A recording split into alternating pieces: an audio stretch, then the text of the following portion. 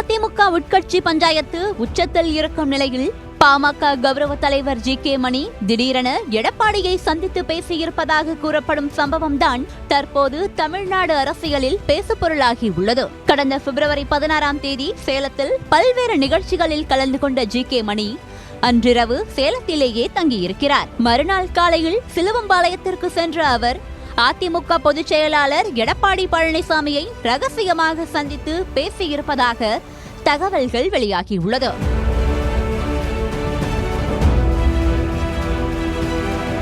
சுமார் 30 நிமிடம் நடைபெற்றதாக கூறப்படும் இந்த சந்திப்பில் பாமக தரப்பில் கூட்டணி தொடர்பான பேச்சுவார்த்தை முன்வைக்கப்பட்டிருப்பதாக கூறப்படுகிறது. ஆனால் யாரும் எதிர்பார்க்காத ட்விஸ்டாக அங்கு நடந்தது வேறு என்று காதை கடிக்கிறார்கள் ரத்தத்தின் ரத்தங்கள். அதாவது ராஜ்யசபா எம்பியாக இருக்கும் அன்புமணியின் பதவிக்காலம் வரும் ஜூலையில் முடிவடைகிறது. இதனால் மீண்டும் அவரை ராஜ்யசபா எம்பியாக்க டெல்லி தரப்பிடம் பாமக மேற்கொண்ட முயற்சிகள் பலிக்கவில்லை எனவும் இதனால் அதிமுகவிடமே தைலாபுரம் சரண்டர் ஆகியிருப்பதாகவும் கூறப்படுகிறது.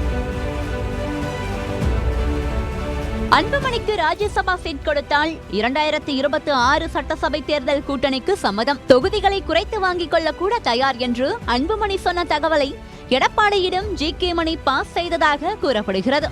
இதுகுறித்து எடப்பாடி தீவிரமாக யோசித்து வருவதாகவும் விரைவில் எம்ஜிஆர் மாளிகையில் இருந்து பாசிட்டிவ் சிக்னல் கிடைக்க வாய்ப்பிருப்பதாகவும் தகவல்கள் வெளியாகியுள்ளது. ஏற்கனவே அந்த ஒரு ராஜ்யசபா சீட்டை தனது மகன் விஜயபிரபாகரனுக்கு கொடுக்க வேண்டும் என பிரேமலதா கணக்கு போடுவதாக கூறப்பட்டது. இந்த நிலையில் ராஜ்யசபா சீட் அன்புமணிக்கு வழங்கப்பட்டால் அதிமுகவுடனான தனது கூட்டணியில் இருந்து தேமுதிக வெளியேற வாய்ப்பு இருப்பதாக அரசியல் விமர்சகர்கள் கருத்து தெரிவிக்கின்றனர்.